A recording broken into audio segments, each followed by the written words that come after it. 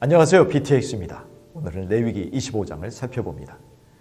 이스라엘이 가나안 땅에서 경작을 시작하기 전에 하나님은 먼저 그 땅의 경작 원리를 제시하십니다. 소작농이라고 할 수 있는 이스라엘은 지주이신 하나님의 요구에 따라야 합니다. 그래야 모든 사람에게 유익을 줄 수 있기 때문입니다. 어느 땅이든지 6년을 경작하고 7년째 되는 해는 땅을 쉬게 해야 합니다. 6년째 되는 해에 수확을 하고 난 후에 새로 자란 것은 거두지 말고 모든 이들의 먹거리로 남겨두어야 합니다. 씨를 뿌려서는 안 되고 저절로 떨어진 씨앗의 수확을 거두거나 가꾸지 않은 포도나무의 열매를 따서도 안 됩니다. 하나님은 이스라엘에게 7년 중 1년의 농사를 포기하라는 엄청난 희생을 요구하신 것입니다. 그러므로 이스라엘 백성들은 이러한 요구에 믿음으로 응답해야 했습니다.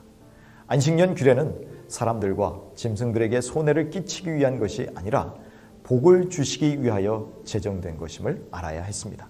그리고 실제로 하나님은 그들이 안식년을 잘 지키기만 한다면 먹고 사는데 어려움이 없다고 하십니다.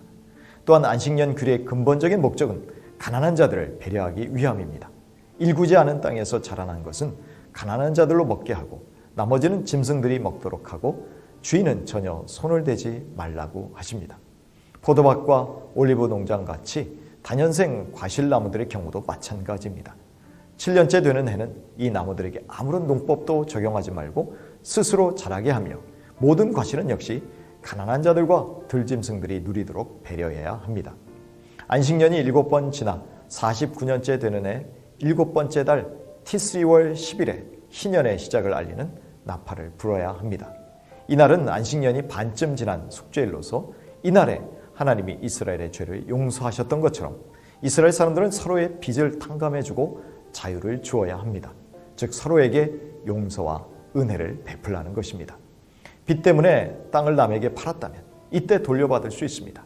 자신을 노예로 팔았어도 이때 자유하게 됩니다. 희년에도 역시 농사를 짓거나 저절로 자란 곡식이라도 거두어서는 안 됩니다. 희년이 찾아와 모든 땅과 밭을 원주인에게 돌려주어야 할 때 당연히 고려해야 하는 것은 언제 다음 희년이 찾아오는가입니다. 즉 희년까지 몇 년이 남았는가에 따라서 거래가가 정해집니다. 여기에서 땅을 매매는 영구적인 것이 아니라 단순히 그 땅의 소출을 다음 희년이 찾아오는 때까지 파는 것에 불과합니다. 즉 소유권의 매매가 아닌 희년까지의 경작권만을 매매하는 것입니다. 그 이유는 오직 하나님만이 땅의 소유주이시고 백성들은 사용권만을 받았기 때문입니다. 그러므로 하나님을 경외함으로 서로 정직하게 합당한 가격으로 거래가 이루어지게 해야 합니다. 이스라엘 백성들이 하나님의 계명에 순종하여 희년을 지킨다면 하나님은 그들이 가나안 땅에서 안전하고 풍요롭게 살도록 보장하시겠다고 말씀하십니다. 6째 해에 3년 동안 먹을 양식을 다 주시겠다고 약속하십니다. 그러므로 이스라엘 백성은 희년에 무엇을 먹고 살 것인가는 걱정할 일이 아니었습니다. 그들이 유일하게 염려할 일은 하나님의 말씀에 대한 순종 여부였습니다. 그들이 순종만 한다면 하나님의 모든 것을 채워주실 것이기 때문입니다.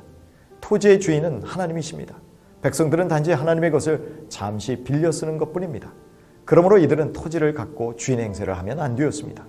살다가 형편이 어려워서 땅을 팔더라도 땅을 판 사람의 형편이 나아지면 언제든지 되사는 것, 무른다는 것을 허용해야 했습니다. 그의 친척이 그 땅을 물을 수도 있고 너무 형편이 어려울 때는 희년을 기다렸다가 원주인이 아무런 대가를 치르지 않고 돌려받을 수 있습니다. 그래서 이스라엘 백성들은 매 49년마다 반복되는 희년을 기대하며 살았고 아무리 가난한 자들이라도 희년이 새로운 삶의 출발점이 될 수 있었습니다. 그러나 희년의 예외 조항들이 29절부터 34절에 기록되어 있습니다. 레위인들과 성 안의 집의 경우가 바로 그에 해당하는 예들입니다. 35절부터 38절에 보면 이스라엘 공동체는 스스로 살 수 없는 가난하거나 연약한 지체들을 보살펴 함께 살 수 있게 해주어야 합니다. 하나님을 경외한다면 가난한 이들에게 어떠한 이익을 남겨서도 안 되고 돈을 빌려주면서 이자를 받아서도 안 되었습니다. 당시 주변 국가들에서 이자가 1년에 60% 이상이었던 점을 감안하면 이 규정은 돈을 빌려준 사람에게 많은 희생을 요구하는 것이라고 할 수 있습니다. 이러한 희생적 형제사랑이 희년의 정신이었습니다. 또한 동족을 노예로 사게 될 경우 동족을 종 부리듯이 해서는 안 됩니다. 그는 노예이기에 앞서 같은 공동체에 속한 형제이므로 최대한 인격적인 대우를 해야 합니다. 그 근거로 하나님은 이스라엘 사람들을 이집트에서 데리고 나온 품꾼 내 종들이라고 하십니다. 그러므로 엄하게 부려서는 안 된다고 하십니다. 이스라엘 사람들은 하나님께만 속한 하나님의 종들이므로 그 누구도 그들의 소유인 종이라고 주장할 수 없었습니다. 그러므로 희년이 되면 그와 그 가족을 조건 없이 놓아주어야 합니다. 그들은 서로 하나님의 종이요 서로 형제들임을 잊어서는 안 되었습니다.